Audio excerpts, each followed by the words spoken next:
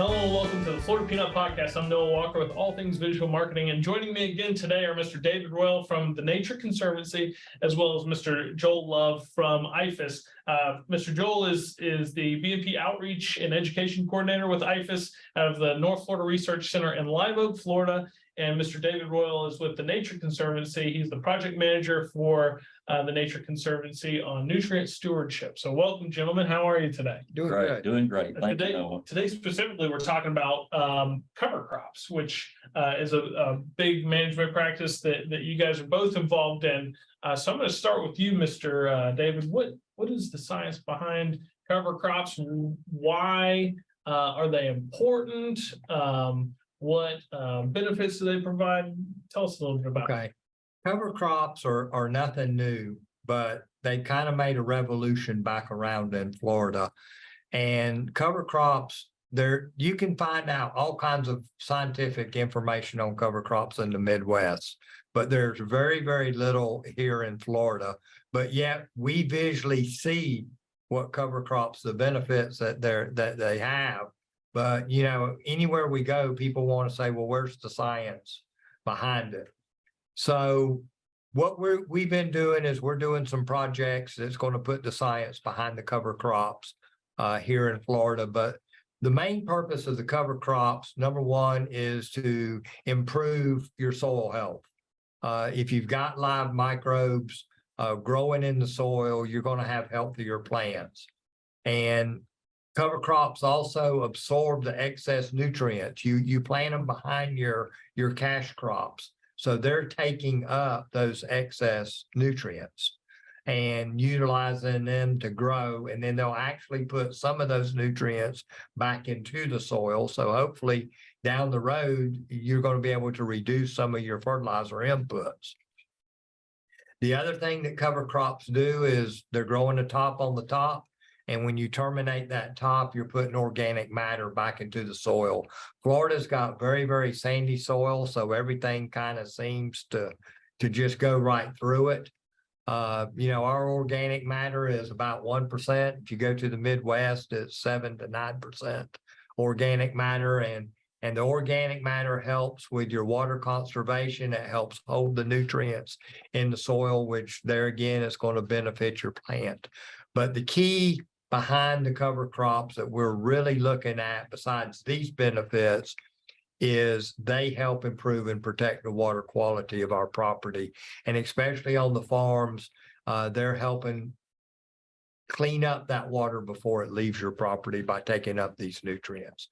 So we're finding farmers and growers and ranchers across the state are starting to plant more and more cover crops, and they see the benefits of them. Environmentally, but also economically. So just to kind of summarize some of that, so they incrementally improve the soil from crop to crop. They fortify the soil with organic matter, and then they can help with water quality and water filtration. What are some of the downstream positive effects of using cover crops over time, both for water and for the soil? Well, we're seeing those nutrients aren't leaching. That those cover crops are taking up those nutrients, so they don't have the opportunity to go downstream. And if you can maintain those nutrients there on your property, it's going to be a benefit to you also. But, you know, if you don't have healthy soil, guess what? You're not going to have a healthy plant. And so if we can improve the soil, we're going to be improving the crop that we're going to be growing next. So this is, you know, with some of the state regulations and government pushes toward water quality, this is just a great practice to implement on farms, especially if you're in some kind of water basin, I assume. Yes. Whether you're in a spring basin or a lake basin, like Right. around the Okeechobee, right? All right, so that's good science behind cover crops. What are some of the other benefits? So we've got soil health, water quality.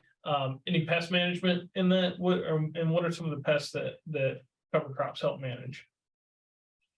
Well, typically we think about, you know, a cover crop, you know, the benefits that David just mentioned, but, you know, one of the big problems we face on very sandy soils again is nematodes in the state of Florida. Peanut root knot, in the context of this podcast, if we're talking about peanuts, is a big problem here. And there's other ones as well, but that tends to be the one that gives us a lot of problems if we don't have a good rotation. So what we're looking for is cover crops that will reduce those populations of peanut root knot or possibly sting nematode. And so when we go out and actually work with the growers and said, you need to grow a cover crop, well, that's not good enough. As I mentioned in our earlier discussion, is when we plant a cover crop, it should do no harm. It may give us all these other benefits, but if it increases nematodes on our peanuts, that's a no-no. Yeah. So that's what we're looking at. It's what we got to learn more about. There are research papers that show certain cover crops reduce certain nematodes, increase others. So you've got to really specifically look at which crop you're growing in and what rotation, because one cover crop, say in front of corn, might increase sting or stubby root, but might be okay for peanuts because they're two different nematodes that they're targeting. So well, you got to go in this cover crop thing with your eyes wide open and know what you're doing. But I hear farmers that are now raising, I'm going to use this example in our area, sun hemp in rotation in front of peanuts, and they love it. And then they don't know exactly what all is going on there, but their peanut yields are good. In fact, one grower's wife says, why are we spending $80,000 on sun hemp seed? And when are we going to get paid for that sun hemp seed? Well, that'll be next year. But we're planting it now because we see the value of that. And it's not just one value, it's multiple values. But I think the first value they saw that they had less weed pressure in the fallen peanut crop, but there's other benefits we think are going on as well. And we need more of the science to document some of that. Interesting. Just for my curiosity, you mentioned 3 or 4 different kinds of nematodes. How many variety do we suffer from here in Florida or our area of Florida? Major. Well, I'm not a plant nematologist, you need to get somebody in to come and talk about that specifically, but again, peanut root knot in the context of peanut growers is a big one. If you're on very sandy soils, I'm going to use example Levy County. I call the sand dunes in Levy County. Sting nematode can be a problem. There's other ones like lesion can be a problem in peanuts. But then any other crop you're growing in rotation with peanuts has got its challenges as well. And if you're on very sandy soil, you're more prone to some kind of nematode issue. Now we got a new one called guava root knot that came, I think out of the Carolinas, and it's starting to be found in Florida. How are we going to deal with that here? Is it going to affect peanuts? And we got people monitoring that and looking for that. Thank goodness. Yeah. So we can try to get ahead of it before it gets real bad here. Interesting. So, all right. So cover crops are good for, again, fortifying soil, improving soil quality. Whenever you plant them, good for water filtration and maintaining nutrients within a piece of land, and then also for nematodes and pest control. So what are some of the practices of implementing good cover crops? What crops are viable cover crops for peanuts? Well, the most popular one here in this area right now that's been adopted default, either good or bad, has been some type of small grain. And it grows, pretty well here in the wintertime. So probably, and it's going to vary from farmer to farmer what they want, and generally it's whatever the cheapest seed they can get. But generally it's a small grain like rye, oats, or wheat, or triticale, probably rye being one of the more popular ones. Sometimes it's oats, sometimes it could be wheat. Triticale starting to catch on a little bit. And they grow in the wintertime. So you would plant them October, November time frame. They would grow till February, March, and then you would terminate that either through tillage or through a herbicide. And in the case of a herbicide, you're actually going to be doing another practice called strip till or no till. So you leave all the residue on the surface. Number one, stops the wind erosion.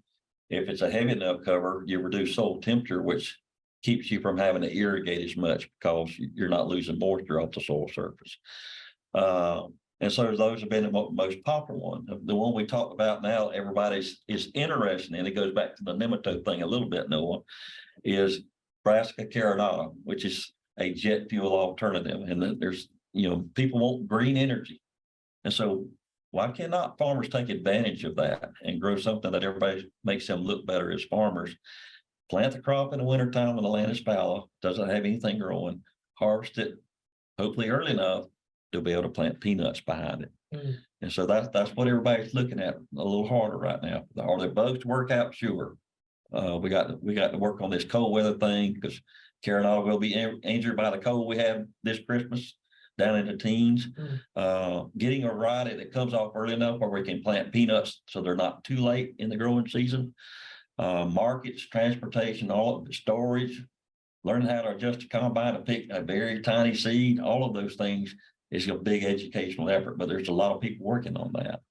Interesting. So, yeah, but it's always interesting to think about plant growing jet fuel and jet fuel derivative. Interesting. All right. So what? So we talked about what crops are viable. Are there any other? So small grains and oats, the Carolina brassica or brassica carinata that you mentioned. What crops tend to be optimal for cover crops?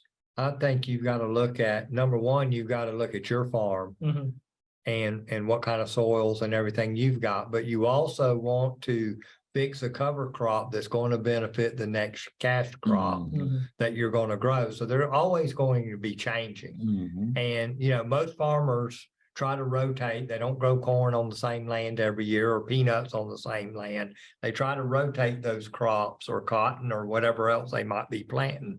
So you need to look at your rotational program and then you fix a cover crop that will benefit your next crop that you're getting ready to grow, because everything's got different requirements or stipulations, I guess, is what you want. But one of the other things that Joel mentioned a while ago that so many people don't think about, but cover crops truly help with your weeds. And if you can keep those weeds from germinating, guess what? You're going to have a lot less inputs with herbicides the following year, which is better for everything all the way around when you look at it that way. So, you know, they've got multiple effects on your next crop that you're growing. Yeah, one of the challenge our peanut growers face, and it's all over the Southeast, and they maybe have a little bit different weed in the Midwest, but we're all having issues with resistant weeds to the chemistry we apply to control those weeds. So in our area, Palmer amaranth is a big one, and now we've got populations of Palmer amaranth that are resistant to Roundup and resistant to ALS chemistry. One of our most important chemistry is cadre. Very broad spectrum herbicide, controls a lot of weeds, controls purple and yellow nutsedge, which is a very difficult weed in peanuts. But now it won't kill Palmer amaranth, or it won't control it anymore. So in the context of cover crops, we plant a cover crop, say after corn harvest, which normally can start as early as June in Florida for corn silage. Well, guess what? If you don't plant a cash crop back or cover crop there, you got a very long amount of time for Palmer amaranth to make a lot of seed between then and frost. So that's where some of these guys says, can we grow something? If I don't need to plant a cash crop, what can I grow that will give you the benefits David talked about? And, you know, one of the things we're always concerned about is any nutrients left over in the corn crop. Well, the sun hemp could grab those. If it doesn't have any there, it's a legume. So guess what? It fixes nitrogen, and a lot of it in a short amount of time because it grows so fast. And I think we're starting to see some of that, and grow a cover crop that will keep that pigweed from making seeds. So guess what?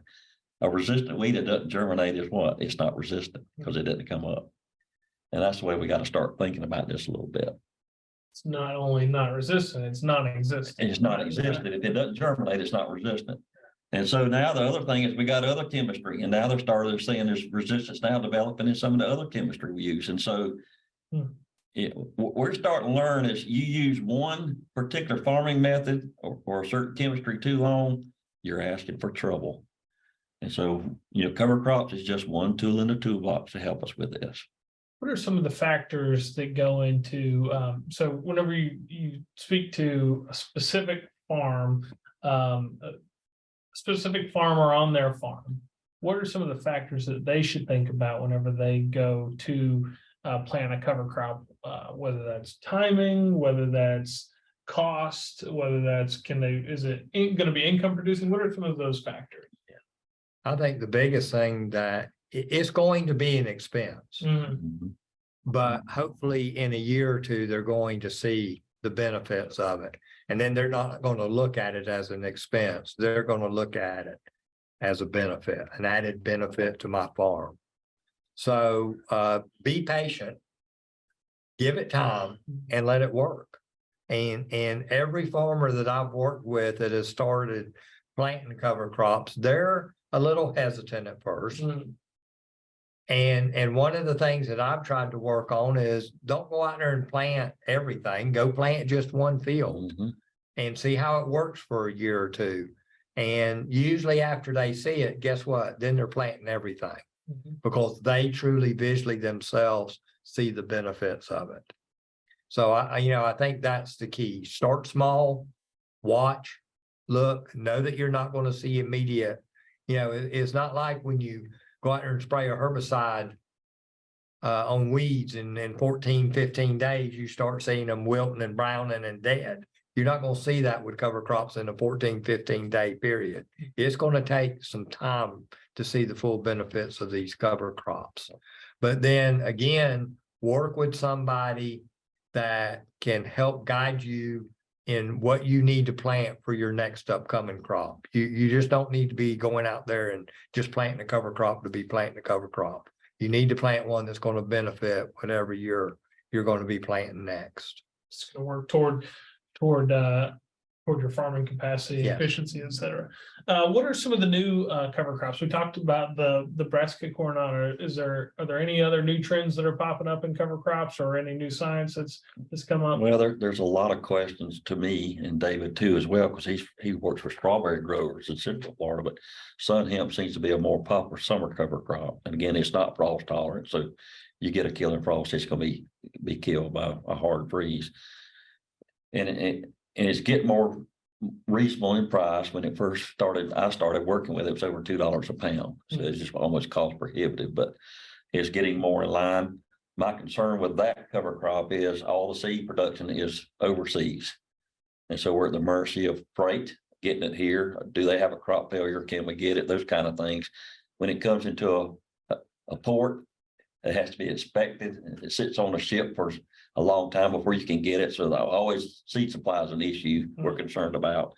So, which brings up another issue we got is some farmers wait till what cover crop am I going to plant this year? Well, some of this cover crop, you need to be buying your seed or at least talking to your seed supplier now, even though it may be November, December before you plant it. And that's a change in mindset, is thinking that far ahead about maybe something you're not going to harvest.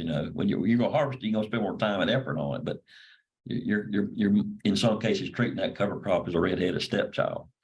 And but if you're going to get the benefit of it, you really need to take care of that cover crop, because then it's going to take care of you down the road. We really need some kind of incentive programs for farmers to, I call it like the catfish. He's going to gum that bait before he swallows that whole, to get him to try it on his own farm, even if it's just like David said, one field, and get him to try it. The second part of that is, if you're going to get all the benefit of that cover crop, you need to incorporate some other practices with it. And I've mentioned is trying to reduce the amount of tillage that you're doing. In other words, when you go out there with some type of tillage implement, make it very strategic. Why am I doing this? What is the benefit it's bringing to the table? Because tillage burns up our organic matter and then leaves our soil vulnerable to erosion, and it dries it out. And moisture, most time in Florida, on sand is at a premium, is when we're going to get our next rain, or when I got to turn my pivot back on, or when I got to turn my grip back on.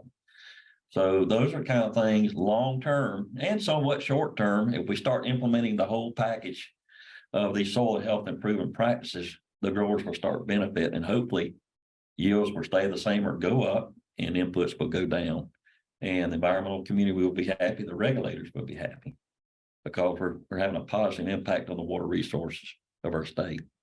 Very good. Yeah. So good takeaways here. We've talked about the science of cover crops, and then some of the better practices of cover crops and how they can benefit farmers. Is there anything else that producers or anybody should know about cover crops that we haven't covered? Well, one of the things I would encourage producers to do, and I think it's already going on, is they get farm publications, depending on which one they subscribe to. Lots of information available now. We're working on a Southern Cover Crop Council, which is going to be a clearinghouse of cover crop for southeastern farmers to get information on cover crop. That's in place. And they're actually working on a cover crop selector tool. So if you got this crop, this resource concern you have, you would plug that in. It was theoretically spit out a cover crop that might be a good fit for your cropping system. So that's being worked on. They are having a lot of success in the north where they have already cover crop councils in place that are more mature than ours. And that's coming here. So I'm kind of excited about that. But that's basically from Virginia all the way to Texas. We got membership all the way across those states working on this with universities. Would you say that here in the South or somewhere like Florida where you can grow year round, that cover crops are a little more vital because it is growing season almost year round across the state?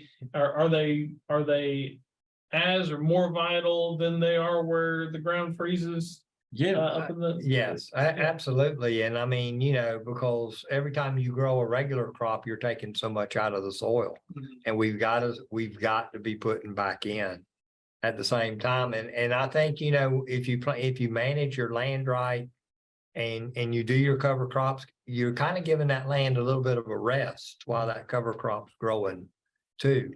And I mean, we could have a whole nother discussion about grazing the cover crops, which is another added benefit to the cover crop. So there's just a lot of pluses to it. And I think it's just taking time.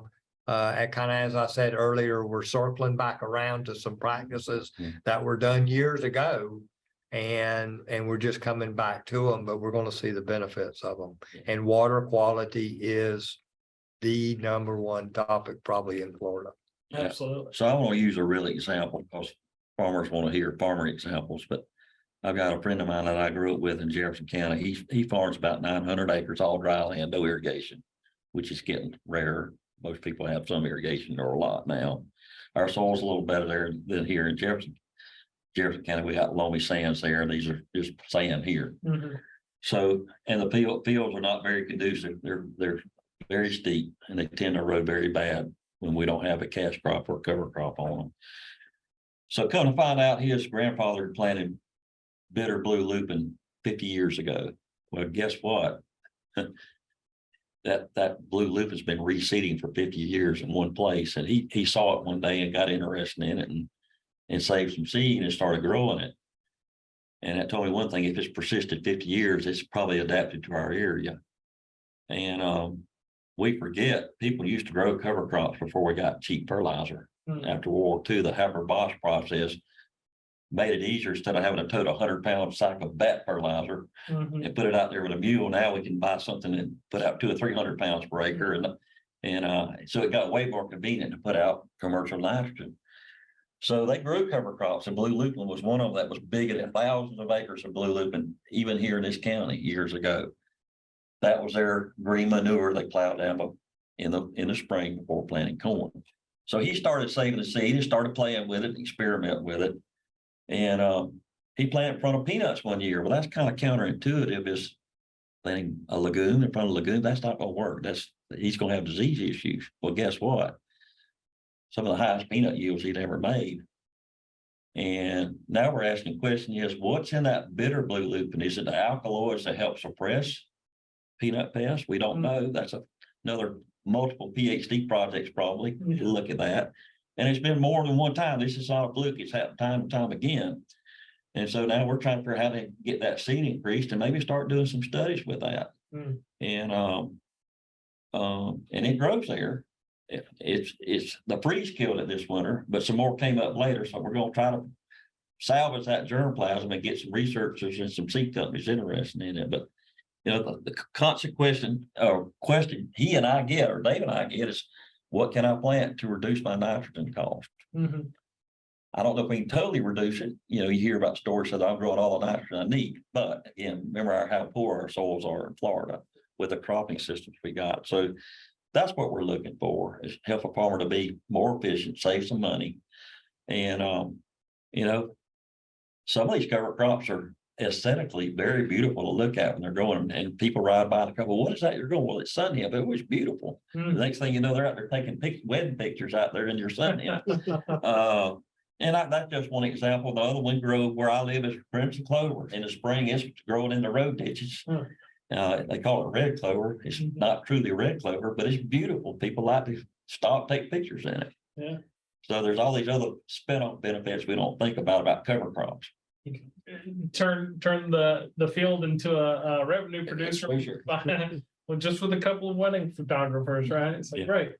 Well, guys, I appreciate you coming back. We've been joined today by Mr. David Royal and Joel Love out of IFAS, and then the Nature Conservancy out of Wauchula. We appreciate them. They've given us a lot of great knowledge here on cover crops. If you want to reach out to them, Mr. Joel is with IFAS out of Live Oak, the research center. So you can find him there. And then Mr. David is out of the Nature Conservancy down in Wauchula. In a previous episode, they did leave their contact information. So we'll put that in the show notes for you. So check that out. We appreciate you guys coming. I'm Noah Walker, and I've been your host of the Florida Peanut podcast today. And thank you guys for coming in. We appreciate you. We hope that you have a wonderful day.